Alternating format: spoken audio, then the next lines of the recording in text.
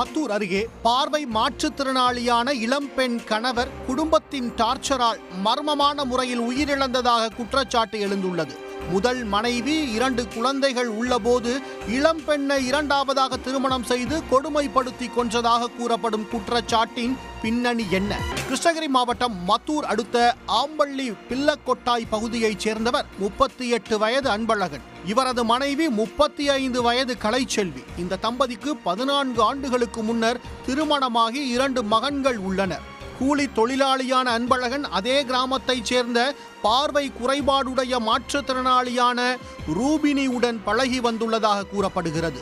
ரூபினியின் தாயார் இறந்துவிட்ட நிலையில் ரூபினி தனியாக இருக்கும்போது அவரிடம் அன்பழகன் அடிக்கடி அத்துமீறி உள்ளார்.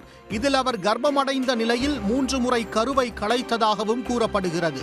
மீண்டும் ரூபினி கர்ப்பமடைந்த நிலையில் அவரது தந்தை ஊர் பெரியவர்கள் பேசி அன்பழகனுக்கு திருமணம் செய்து வைத்துள்ளனர். ஏற்கனவே திருமணமாகி மனைவி குழந்தைகள் உள்ள நிலையில் இரண்டாவதாக ரூபினியை திருமணம் செய்ததால் குடும்பத்தில் பிரச்சனை ஏற்பட்டுள்ளது. இதனால் ரூபினியின் மீது ஆத்திரத்திலிருந்து அன்பழகன் அவரை வீட்டை விட்டு வெளியேற்றும்படி அடிக்கடி கூறி வந்ததாக தெரிகிறது. இது குறித்து ரூபினி ஊத்தங்கரை மற்றும் மத்தூர் காவல் நிலையத்தில் புகார் அளித்துள்ளார்.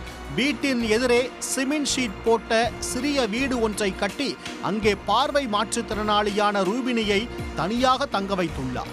மேலும் அன்பழகன் முதல் மனைவி மற்றும் குழந்தைகளுக்கு பணிவிடை செய்ய கட்டாயப்படுத்தியதாகவும் கூறப்படுகிறது. அதற்கு மறுக்கும்போது தாக்கியும் உடம்பில் சூடு வைத்தும் கொடுமைப்படுத்தியதாக தெரிகிறது. இந்நிலையில் ரூபினி தூக்கில் தொங்கிய நிலையில் சடலமாக மீட்கப்பட்டுள்ளார். இதுகுறித்து தகவல் அறிந்து வந்த மத்தூர் போலீசார் ரூபினியின் உடலை மீட்டு பிரேத பரிசோதனைக்காக கிருஷ்ணகிரி அரசு மருத்துவக் கல்லூரி மருத்துவமனைக்கு அனுப்பி வைத்தனர். அவர் தற்கொலை செய்து கொண்டதாக அன்பழகன் தரப்பில் கூறப்பட்ட நிலையில் ரூபினியை கொலை செய்து தூக்கில் தொங்கவிட்டதாக அவரது தந்தை மற்றும் உறவினர்கள் குற்றம் சாட்டினர். சார் ஸ்பாட்டுக்கு போயிருந்தோம்.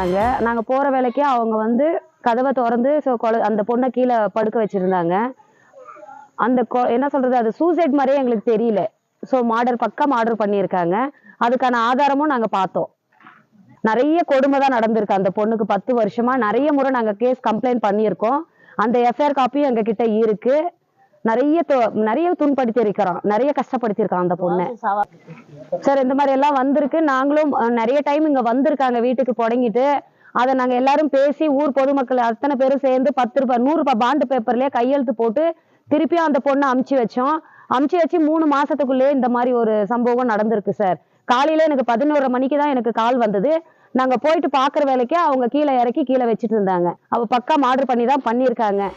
இதையடுத்து அன்பழகனை பிடித்து மத்தூர் போலீசார் விசாரணை மேற்கொண்டு வருகின்றனர். பார்வை மாற்றுத்திறனாளி பெண்ணை 2வது திருமணம் செய்து கொடுமைப்படுத்தியதால் மர்மமான முறையில் இறந்ததாக கூறப்படும் சம்பவம் கிருஷ்ணகிரி மாவட்டத்தில் பரபரப்பை ஏற்படுத்தியுள்ளது.